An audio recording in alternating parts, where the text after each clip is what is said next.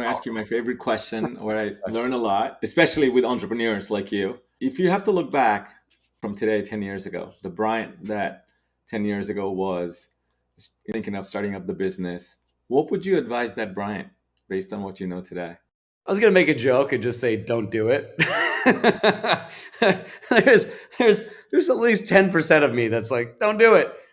I don't know. It's just keep pressing on. Trust yourself, and it sounds so cliche, but I can tell you very earnestly, and it's so part of this question. It resonates more for me right now because of where we are in the calendar year. We're coming up on the end of the year. It's sort of that natural time to start reflecting on the journey, not just of 24, but of years past and where we're at. And it's been I've had a lot of just really strong wins this year that I'm immensely proud of.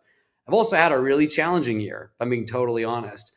And one of the things that came up for me personally as a theme that I would tell myself from 10 years ago is trust your gut, trust yourself. The times that I trusted my gut and bet on me, and I realize how egotistical that sounds, but I'm leaning more into the fact now more than ever, that when we go down these paths as entrepreneurs or as business leaders, it's not just entrepreneurs, but you're in this position because there's something in you.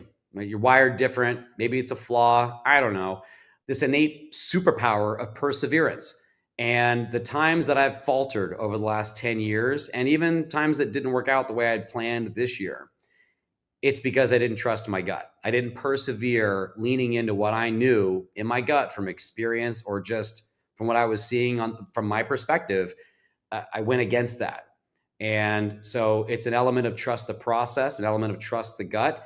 And the longer you delay that, the longer you stiff arm that and push that sentiment back, inevitably it ends up, I'd say at least conservatively, 9 out of 10 times that gut has been right, where I should have ripped off the Band-Aid and made the decision faster, where the decision was to bet on myself, lean into it, or cut and run.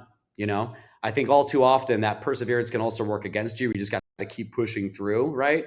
Ignoring that gut instinct that it's, time to fold them. I don't mean shut the business down, but you got to try some things, see what works, and be able to quickly pivot. And I think that's what makes an entrepreneur an entrepreneur.